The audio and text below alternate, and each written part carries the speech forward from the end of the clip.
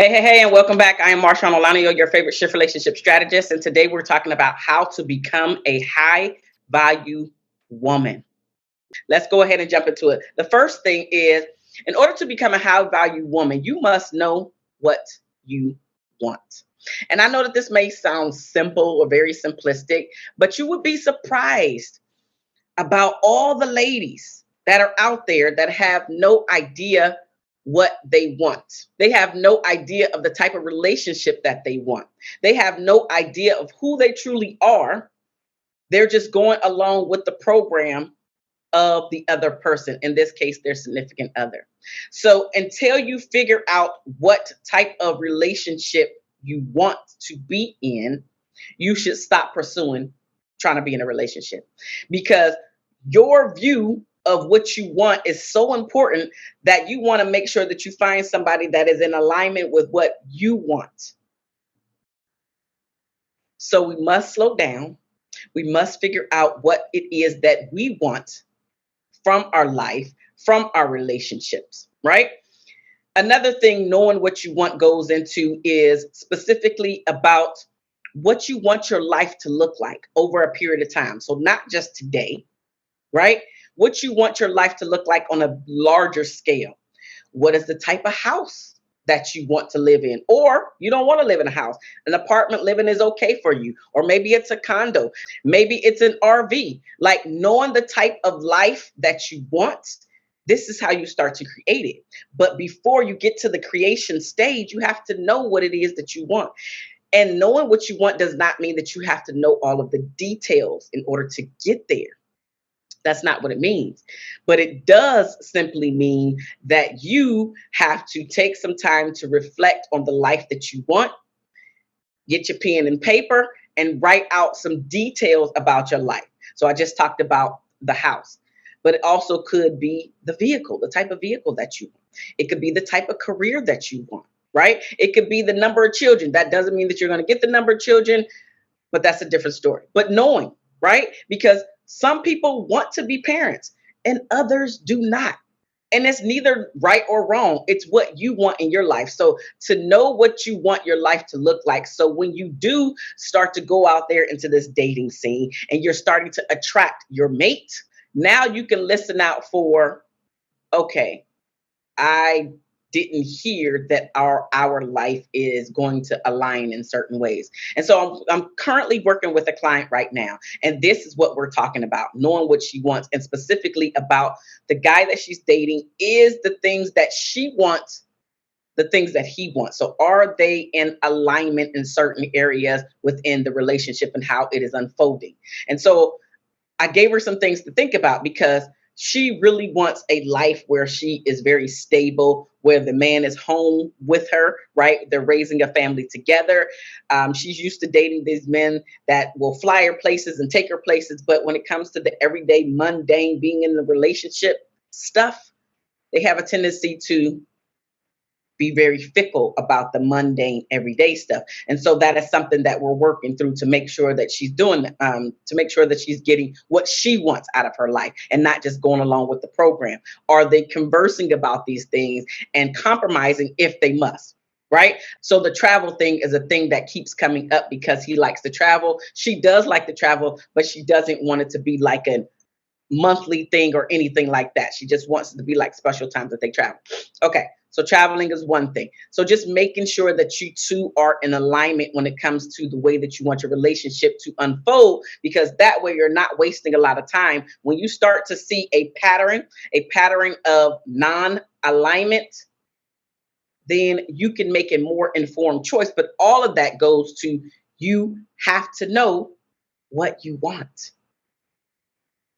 The second way to become a high value woman is to set your boundaries. Now, before you even get into setting your boundaries, you have to at least have a sense of what you are willing to take and the things you are not willing to take. So maybe setting your boundaries. You know what? I'll actually talk about me. When I was dating, it was one of the boundaries that I had is that you cannot call me after 10 p.m. If we were already on the phone and 10 p.m. happened, I wouldn't cut the conversation short. But If number one, if the first time I heard from you was after 10 p.m., I knew that you wasn't for me. But I also made sure that I set the boundary. I made it very clear. My line is open until 10 p.m. After 10 p.m., that cannot be the time that you want to just reach out. Again, if you're talking, texting, and then we made a plan that, hey, I won't be able to talk to you until after 10 p.m., then that is something different. But if your initial reach out is 10:30, 11 p.m., that didn't work for me. But I also made it very clear. I communicated that that was a boundary for me. Another boundary for me is before, when I was dating, before I had my daughter, my boundary was I did not want to date men that didn't want children because I wanted children. Now, the deeper part of that I believe is that even though I wanted children, that doesn't mean that God was going to bless my womb and open it up for me to be a mom. And for a long time, I wasn't a mom. For a long time, I actually thought that I was just going to be the auntie. And for a long time, I was. And I keep saying for a long time because I didn't have my daughter, my one and only child, until I got pregnant at 38 and I had her at 39. So got pregnant at 38, had her at 39. That is relatively elderly when it comes to starting to have children. Not to say that for most people at 38, 39, that's not their first child for most people, right? But with that being said, I always thought that I was going to be the auntie, but that was a boundary for me. I didn't want to date men that did not want to have children. And so I didn't. So I didn't. When I found out when we were dating and I knew that they didn't want to have children, I get it. I didn't hold it against them, but I also didn't waste my pretty. Okay. I didn't waste my pretty on men that didn't want a child or children. And so it's things like that, just understanding what your boundaries are, setting them, which means you have to communicate what your boundaries are to the other person, no matter how small or insignificant, air quotes, that you believe that it is, because it is something that is important to me, important to you, which is why you feel that you have to talk about it, which is why you feel the need to mention it. So don't discount your feelings.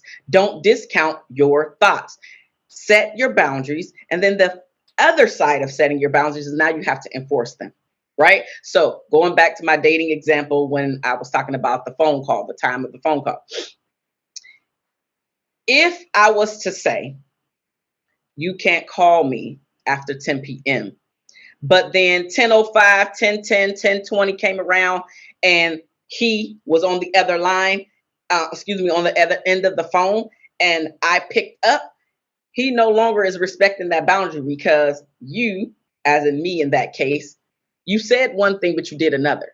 And so when you are enforcing said boundaries, you cannot say one thing and then actually do something else, because then the other person does not respect what you have already said. So once you enforce, now you must actually keep up with said boundary by saying, hey, I mentioned this to you. This does not go well for me. It might work for you, but it doesn't work well for me. That doesn't, when you're setting and enforcing the boundary, you don't have to be rude about doing said thing, but you do need to put it out there, right? You do need to put it out there. The third thing that you need to take into consideration when you are thinking about becoming a high value woman is to speak up for what you believe in.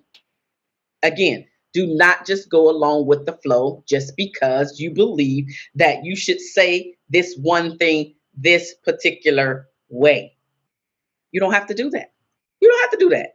You have to believe in yourself enough to be able to communicate the things that you desire, because that is going to be the only way that you are going to get these things. Speak up for what you believe in. If you see your partner, your spouse, your child, your friend, your parents saying something that does not align with you, you have to speak up for what you believe in. And this is where the respect comes from the people outside looking in at you. But if you just going along with everybody's plan and you just willy-nilly, that's not going to work out for you. It's also not going to work out for the other person that you want the respect from. So you have to be able to speak up for what you believe in. This is how you become a high value woman. We are on number 4. Don't settle for less. What does that mean? It means that you know in your heart of hearts that you want, that you desire, that you need a certain thing. Now, the thing could be the let's just go with the treatment in your relationship. That's the thing. So, you know that you love for a man to be chivalrous. But the guy that you're currently dating, the guy that you're currently in the relationship, does not see the value in opening up car doors and pulling out your chair and lending his jacket to you so you can be warm, standing on the outer side of the sidewalk where the traffic is coming for the protection mode. He doesn't value any of that stuff. But you are willing to say, it's okay because fill in the blank. Now, I'm not saying just throw him away because he's not chivalrous. What I'm also talking about is there are certain things that you know that you want and desire, and you are pretty much getting just about 0. You may be getting 1 or 2. So say, for instance, the things that you desire, need, and want come up to 10. Let's keep the number simple. Come up to 10. And you're only receiving 2 of them. So this is 100%. You're receiving 20%. This is what it looks like to settle. There are plenty of men out there that will give you the majority of what you want, need, and desire. So I'm not saying it's just one thing. Chivalry was the example a moment ago, but it's not just one thing.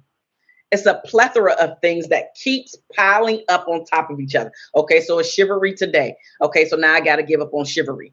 I want to travel. He don't want to travel. So now I got to give up on traveling, or always traveling with a friend, or traveling alone, or maybe with my child or children. But he's never a part of it because traveling is not a thing. So now I got to compromise or give up traveling because he doesn't want to do it. I want to explore and try new things. Trying new things is not his thing. He's a fixed mindset person. I'm a growth mindset person. So now I got to decide. So it's again, it's a stacking of a whole bunch of things that you know that you want, need, and desire. But instead of you just dropping them like a bad habit, you decide to stay right there and settle for what he's willing to give you, when in fact you know that you are not satisfied. You're not satisfied. You feeling alone and lonely most of the time. You guys may even be living like roommates or starting to. The intimacy is dry, right? Because when we're not getting love shown the way that we need it to be shown, then you don't feel loved by your partner. So there are plenty of people in relationships that are feeling just as lonely as some people who are not in relationships. And I don't want you to be a part of that. I don't want you to be a part of that, because you don't have to be a part of that. You don't. But you have to be willing to walk away from people, situations, and everything else in between that does not sit well with you. That is including your career. We're very quick to find another job. And hopefully you're finding another job before you quit this one, so you don't put yourself in financial hardship. But that's beside the point. We're very quick to find another job when we're not satisfied, right? We're very quick to even walk away from some family when we're not satisfied, maybe even friendships. But it's something about our romantic relationship and our marriages. And I don't even advocate divorce. I know that it happens, but I'm really about keeping you together. But I also understand the flip side of that. A lot of us that are in relationships, and specifically marriages, didn't have no business marrying that person in the first place. So because I know that to be true, that's why I talk about divorce, because we know that divorce happens. And in the Black community, divorce is even higher than the national standard, which the standard is 50%. 50% of the first marriages will end in divorce. And 56% of the first marriages in the Black community will end in divorce. So we're already at a deficit. We're already at a deficit. So by you becoming a high value woman, this decreases the chances of you settling, of you attracting, of you feeling like you need to just stay because you don't know when the next man is going to come, or you believe that something about yourself, some flaw that you have honed in on, is going to repel a man. And I've been there and done that. You see this beautiful chocolate skin? If you've been here before, then you've heard that that was my hang up. And anytime men would walk away or ghost me or, date me for a moment and then move on with, whether they told me or not, I always brought it back to me being dark, because that's what I was fed my entire life, until I got some self-esteem about myself, until I got some confidence about myself, until I understood that I am worthy. I am worthy to be chosen. I am worthy to be waited for. I am worthy to be waited on. I am the prize. So why do I have to just settle? I don't. And neither do you. In order to become a high value woman, you have to be able to walk away from those things that are not serving you.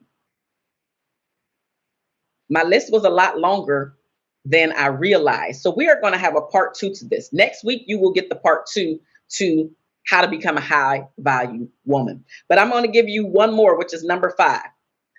The 5th way to become a high value woman is to have standards. Have standards. This goes back to us, again, just settling. And this is settling for the first guy, the second guy that comes sniffing.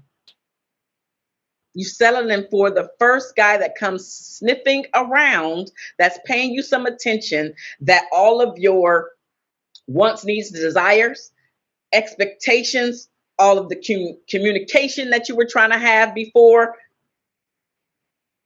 thrown out the window, because I don't know, somebody else is going to come around, or how long it's going to be before I have to be single, or how long it's going to be before I get married, or how long it's going to be before I have a child or children, or how long it's going to be before I move into the neighborhood that I want to move into. Like, we have all of these hangups. And so when we have a tendency to not enforce and not have standards, we attract all this riffraff, which is why we end up in these toxic relationships and toxic marriages.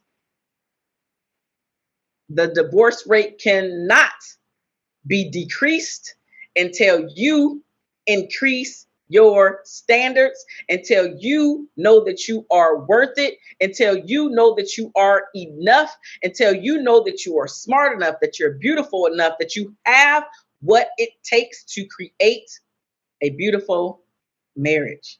But all of that starts with you working on you, sis. All of it starts with you working on you. I literally just had a Facebook Live the other day, and if you want to, just shameless plug, if you want to meet me outside of Love Restored, you can meet me on my Facebook group, which is Reasons Why Black Women Love Themselves and Their Man. Reasons why Black women love themselves and their man. I just did a Facebook Live in my group, and it was specifically talking about how not working on yourself impacts your life, the people that you attract into your life. And so that plays a part in you not becoming a high value woman as well. You're attracting all of this riffraff. And when we start to attract the riffraff, we believe at some point, especially if the first one comes and the second one comes, the third one, fifth one, after about the 20th person, you're like, well, I guess this is all that is out there. But that's just not true. It's not true. You believe it because secretly you believe that that is all you should get. You believe that is all that you are worth. And none of it's true, sis. None of that is true. So I know you just heard my alarm clock, which means I need to wrap this episode up. I got 6 more points. So we're going to finish part 2 of how to become a high value woman next week. Come back and get the last 6 points on how to become a high value woman. But I challenge you this week to start working on the first 5. And if 5 is too many, choose 2 areas, right? We talked about standards, having standards. We talked about knowing what you want. We talked about setting boundaries. We talked about speaking up for what you believe in. And we also talked about don't settle for less. Choose 2 or all areas to start working on. And once you start to do that, you're going to feel better about yourself. You're going to be able to say no more often than you saying yes. You're going to be able to take back some of your power so you're not feeling frustrated, so you're not feeling overwhelmed, so you're not just giving to everybody else where your cup is depleted. And then when it's your turn to ask for help, nobody's answering the phone. You got to give to you. You have to figure out how you can be more of a high value woman so you can attract the mate that you want to attract the friendships that you want to attract, and start to create and live in the life that you want to be a part of.